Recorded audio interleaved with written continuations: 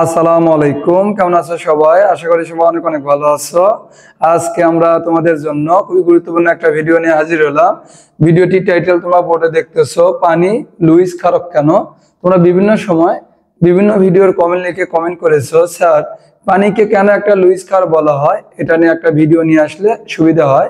তোমাদের সবার কথা ভেবে এই ক্লাসটা নিয়ে আসা। ইনশাল্লাহ আজকের এই ক্লাস শেষে পানিকে কেন লুইস ক্ষার বলা হয় এটা নিয়ে আর কোনো ধরনের তোমাদের মধ্যে কনফিউশন থাকবে না। চলো তাহলে আমরা ক্লাসটা শুরু করি। অ্যাসিড ক্ষারকের সাধারণত তিনটা তত্ত্ব আছে।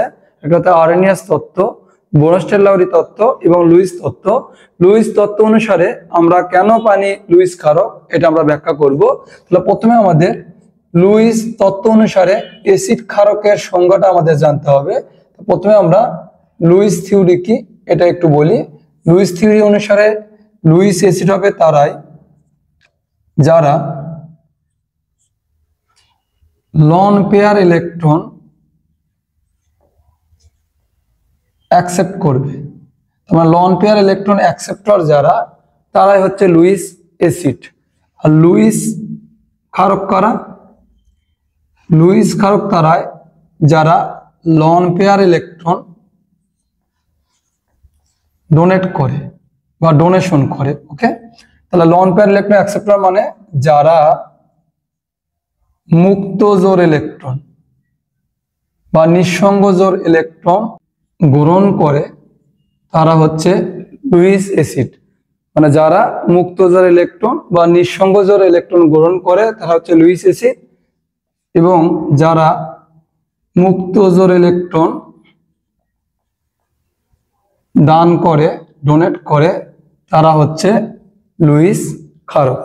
এখন পানি কেন একটা লুইস ক্ষারক? ওখানে বুঝতেছো, পানিকে অবশ্যই মুক্ত জোর ইলেকট্রন কি করতে হবে? দান করতে হবে। তাহলে মুক্ত জোর ইলেকট্রন দান করলেই তো তাদেরকে আমরা বলি লুইস ক্ষারক। তাহলে মুক্ত জোর ইলেকট্রন দান করতে গেলে অবশ্যই পানিতে মুক্ত জোর ইলেকট্রন থাকতে হবে। তাহলে আমরা পানির স্ট্রাকচারটা দেখি। তাহলে হাইড্রোজেনের পারমাণবিক সংখ্যা 8, ইলেকট্রন বিন্যাসগুলো 1s2, 2s2, 2p4। মানে প্রথম শক্তি স্তরে কটা ইলেকট্রন আছে? 2টা ইলেকট্রন আছে। এবং দ্বিতীয় শক্তি স্তরে 6টা ইলেকট্রন আছে। 6টা ইলেকট্রন আছে। এখন হাইড্রোজেন আছে কয়টি?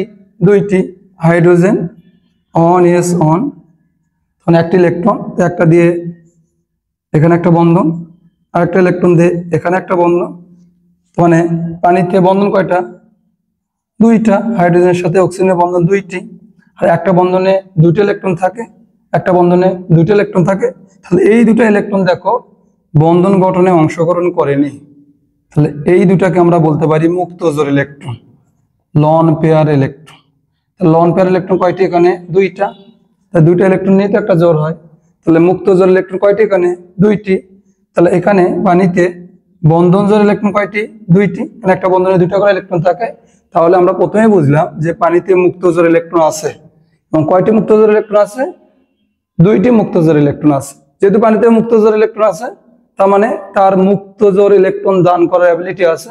তাহলে মুক্ত জোর ইলেকট্রন কারা? যে ইলেকট্রন গুলো বন্ধন গঠনে অংশগ্রহণ করে না তাদেরকে বলা হয় মুক্ত জোর ইলেকট্রন। যে ইলেকট্রন গুলো বন্ধন গঠনে অংশগ্রহণ করে তাদেরকে বলা হয় বন্ধন জোর ইলেকট্রন। এখন পানি এই যে মুক্ত জোর ইলেকট্রন আছে আমরা দেখলাম 2টা। এই মুক্ত জোর ইলেকট্রন দ্বারা সে H+ এর সাথে যুক্ত হতে পারবে না, সে H+ গ্রহণ করতে পারবে কি পারবে না? সে H+ গ্রহণ করতে পারবে। কিভাবে সে H+ গ্রহণ করতে পারবে? H+ কখন হয়? যখন হাইড্রোজেন একটা ইলেকট্রন ছেড়ে দেয় তখন হয় H+। তা আমরা জানি হাইড্রোজেনে প্রোটন আছে একটা, ইলেকট্রন আছে একটা। সেই ইলেকট্রনটা যদি চলে যায় তাহলে H+, তাহলে এখানে কি ইলেকট্রন আছে না? ইলেকট্রন এখানে শূন্য। এই জন্য এটাকে বলি আমরা প্রোটন। এটাকে বলি আমরা প্রোটন। তার মানে প্রোটনে কোনো ইলেকট্রন নাই। আর দ্বিতীয়ক হওয়ার জন্য সর্বোচ্চ শক্তি স্তরে 2টা ইলেকট্রন অর্জন করাকে বলি আমরা ডুয়েট। সর্বোচ্চ শক্তি স্তরে 8টা ইলেকট্রন অর্জন করাকে বলি আমরা অক্টেট বা অষ্টক। তাহলে আর 2টা ইলেকট্রন দরকার, এর আবার এক্সট্রা ইলেকট্রন আছে। তাহলে এই 2টা ইলেকট্রন যে দান করতে পারবে, সে 2টা ইলেকট্রন একে দান করলো। 2টা ইলেকট্রন দান করে কি গঠিত হবে? H3O+ গঠিত হবে। তার মানে এখানে এখন মুক্তজ ইলেকট্রন কয়টা আছে? একটা আছে, একটা ইলেকট্রন এখানে দিয়েছে। যেহেতু সেই H+ এই যে ইলেকট্রন গ্রহণ করেছে, যেহেতু মুক্তজ ইলেকট্রন গ্রহণ করেছে, এটাকে আমরা বলতে পারবো লুইস অ্যাসিড। এবং পানি মুক্তজ ইলেকট্রন দান করেছে, এই জন্য পানিকে আমরা বলতে পারবো লুইস বেস। তা আশা করি তোমরা বুঝতে পারছো যে পানিকে কেন লুইস ক্ষারক বলা হয়। কারণ পানিতে মুক্তজোর ইলেকট্রন আছে, সেই মুক্তজোর ইলেকট্রন সে অন্যকে দান করতে পারে, আর যারা মুক্তজোর ইলেকট্রন দান করতে পারে তাদেরকে বলা হয় লুইস ক্ষারক। যদি পানি মুক্তজোর ইলেকট্রন দান করতে পারে, মুক্তজোর ইলেকট্রন দান করে এখানে হাইড্রোনিয়াম আয়ন তৈরি হয়েছে।